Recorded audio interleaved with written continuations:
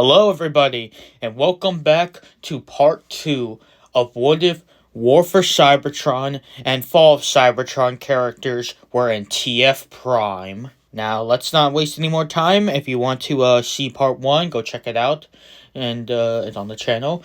And so, let's get started.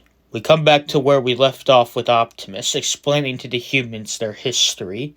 Mainly their history revolving around the latter half of the war and how they arrived to Earth, as that's what the humans care about most of all. The humans come to an understanding of Prime, and so decide to take him back to the Ark, where he uses Teletran 1 to revive the other Autobots.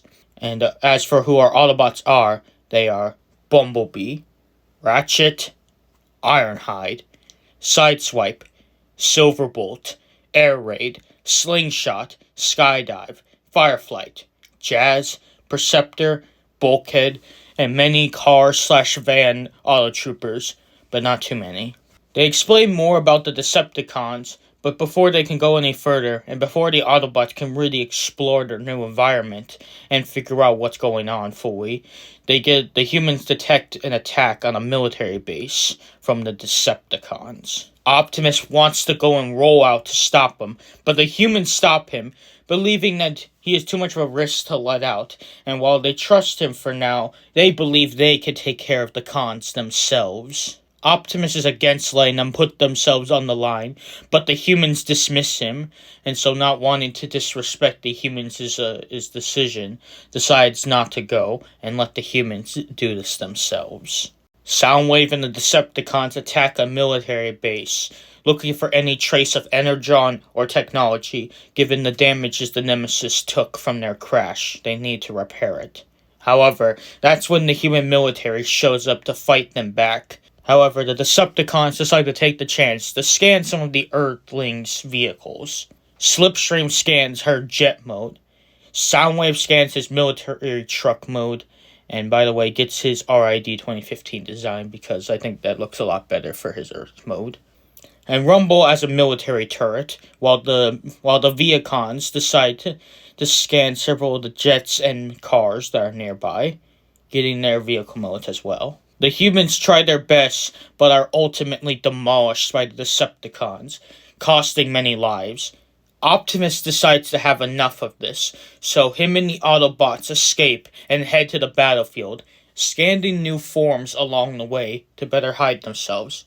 Optimus, his semi-truck, Bumblebee, his muscle car, Ratchet, his ambulance, Ironhide, his pickup truck mode, Jazz, his Porsche mode, Perceptor, a military truck, Bulkhead, a heavy-duty truck, Sideswipe, a Lamborghini, and the Aerobots as their jet modes. Oh yeah, and then the Autotroopers just scan a random car and vans. Upon arrival, the cons and bots face off, with the bots managing to push them back as they outnumber them at this moment. Soundwave, however, does manage to get some technology, so the Decepticons don't flee fully empty-handed. The humans thank the Autobots and decide to house them, but only until the Decepticons are defeated, and then they will go back home, with Optimus agreeing, but does say that without Energon, they won't be able to survive. So the humans agree to actually help them find Energon sources, which they manage to find it because this planet is full of raw Energon deposits, as they discover.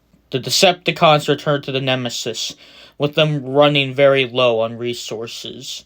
Their energon supply has been almost completely depleted, but they use technology gathered from the military base to fix their scanners so that they're able to find energon sources, as at the moment they were only able to scan for their own signatures. So Soundwave decides to send any and all Decepticon miners to go mine for the energon deposits, to hopefully bring their systems back up and running.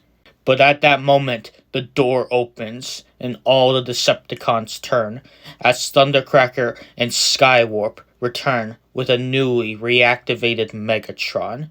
All the Decepticons bow, as Megatron says, "Decepticons, I have returned." He retakes the leadership from Soundwave, and plans for their next mission to take all the Energon on this world, and then kill the Autobots. and also the humans if they get in their way. All the cons bow and chant, "Hail Megatron!" Optimus and the Autobots start to get settled on Earth over the next few days, with them keeping an eye out for Decepticon activity. Until one day they do detect a Decepticon commotion going on, with the Autobots, all of them heading out to face the Decepticons, who are taking more technology from the humans. During this, though, Skywarp and Thundercracker had managed to scan jet modes, mainly from Slipstream. This fight happens near a dam, where Optimus and Megatron have their face-off, homaging their G1 fight, while the other bots take on the Decepticons. However, the cons do win this battle by taking some of the humans' technology. However, during this fight, Rumble would be killed by Jazz, which Soundwave would be angered by, but ultimately retreat. The Autobots return and are reprimanded by the humans, with Bulkhead and Sideswipe the most annoyed by their tones, but Ironhide and Jazz keep the peace. Optimus says that next time they will meet, they will win, but the humans decide to put them under watch of one of their officers, Special Agent William Fowler. When the cons return, Soundwave lays Rumble's body to rest, while the other Decepticons focus on using the technology to not only fix their nemesis, which actually allows it to be able to fly again, but they also upgrade Soundwave, developing him to have a smaller version of the space bridge technology, which is what gives him his ability to make a space bridge anywhere in the universe, using Shockwave schematics they have. Thus, Megatron decides to leave Earth to find an advantage or reinforcements to crush the Autobots, with him about to put Soundwave in charge, but Soundwave says that due to the death of Rumble, he will take a vow of silence to honor him, and that he can't lead the Decepticons. So Megatron puts Thundercracker in charge, with Soundwave as Chief Communications Officer and Skywarp as second in command. It is revealed that a spy drone, however, had been recording this from the humans, which had been placed on one of the Decepticons, which has recorded all of this. However, when the Nemesis takes off, the signal jammers take out the drone. The Autobots take this as a time to celebrate. With Megatron gone, they have a better chance of actually winning this war. However, Ironhide reminds them of how when he returns, they will have a bigger army of Decepticons to face off against, possibly, or some sort of secret weapon, like the Dark Energon back in the day. Optimus decides to walk away, and he sends a message/signal to any surviving Autobots to regroup on Earth. There is Energon, and they need reinforcements soon.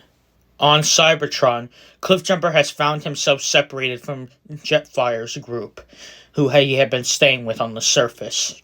However, he does intercept Optimus' signal, but also a distress signal coming from the Sea of Rust. He decides to investigate it, only to be jumped by the Combaticons, who take him prisoner. RC is on her own on Cybertron, with her actively avoiding everybody, since she still feels like being a loner after what happened to her partner, Tailgate. She would also get Prime Signal, but would run into Barricade and Frenzy, who have taken up a partnership during this time and arrest any Autobots that are still around. They would charge her with crimes against Cybertron's rulers, the Decepticons, for all of her crimes against them during the war, and so would fight her. Barricade getting a few punches in, a few kicks in, while RC tries to slash him with her blades. However, she gets hit by Frenzy in the leg, allowing Barricade to take her down. Both are brought to Starscream, who would try to get the information out of them, but with no success. So he has no choice left but to go to Shockwave. The two are still at odds, but Shockwave says that it is most logical for them to keep the survival of the Decepticon faction, while the Autobots do not. He uses the Psychic Patch like a cannon, and finds out that the Autobots are on Earth. So he leaves the room, leaving Starscream in there. However, that scene all goes the same pretty much. Cliffjumper and RC talk, with Cliffjumper convincing her to join him on Earth. Well, at the moment, he doesn't know that, but you know what I mean. When they see Shockwave, he is testing the portal, and he sends a first subject, his Insecticon hive, knowing that it'd be best to test out an entire hive of Insecticons, since they're easy to get in the portal. Hardshell leads the group, being one of the last surviving Insecticon generals. Hardshell and his Decepticon hive go for the bridge to Earth, and would arrive somewhere in South America. Cliffjumper and RC would manage to fight through the Decepticons, and eventually get through the portal, and would encounter Shockwave. But they managed to take down Shockwave and destroy the space bridge. Hardshell would lose contact with Shockwave, so he takes his hive to South America, and they hide out in a cave in stasis, waiting for Shockwave's call. RC and Cliffjumper decide to become full-on partners, and they leave to find Optimus. But they also scan new vehicle modes. Cliffjumper, his muscle car, and RC, a motorcycle, and changes her color from pink to blue. Sometime later, they do regroup with Team Prime, with Jazz and Cliffjumper especially glad to see each other, since Jazz was worried that he had died, and why he wasn't here with them. Optimus holds a meeting, and decides that with the Decepticon activity slowing down, they should take the time to learn more about their new home, and humanity. With most of the Autobots agreeing, but Ratchet, Perceptor, and Ironhide are less willing, but Perceptor is interested in studying Earth and its inhabitants. Jazz would be the most excited, since he comes ingrained in the human culture, mainly with music and stuff like that. Sideswipe would often find himself in human racing activities, with Bumblebee chiming in from time to time when Bumblebee wasn't busy just going on scout missions. Bulkhead decides to learn more about the destructive aspects of human culture, and even some other stuff like building and constructing, which reminds him of his old times as not only the wreckers, but as construction crew on Cybertron. The Aerobots are often just flying out, with most of them not really taking too much into human culture. However, Slingshot does learn to enjoy watching human lives play out, just from seeing how much simpler life is from above. And he even often sometimes wishes he was like the humans. That way they didn't have to fight. Ironhide spends his time at base, but he does learn some aspects of the older military generals that are working there, and their experiences, and grows a close friendship with some of them since they can relate on being old-timers. Cliffjumper likes watching comedy movies, such as certain movies with The Rock in it, and maybe or maybe not, does not develop his voice, who knows.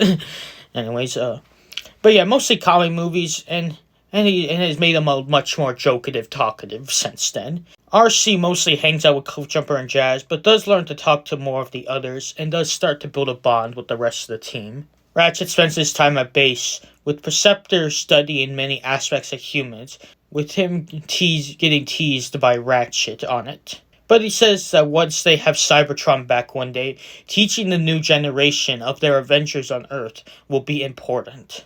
Optimus just spends his days watching over his friends and family, happy to see that they're at least having a period of life without war, with peace and harmony, but knows that will not last long, so he still waits for the day Megatron will return. And that's where we're going to leave off today with part 2. I hope you guys enjoyed it. Part 3 should be coming out soon, and the story's going really good. Like I said, this was a bit of a slower burn, but hey, starting next episode, we're going to get more into the episodes of TFP, which, I can't wait. Because these first 2 parts were just setting up the story, obviously, with some stuff like the Shockwave and RC stuff playing a part, but yeah. Hope you enjoyed it. Have a good day.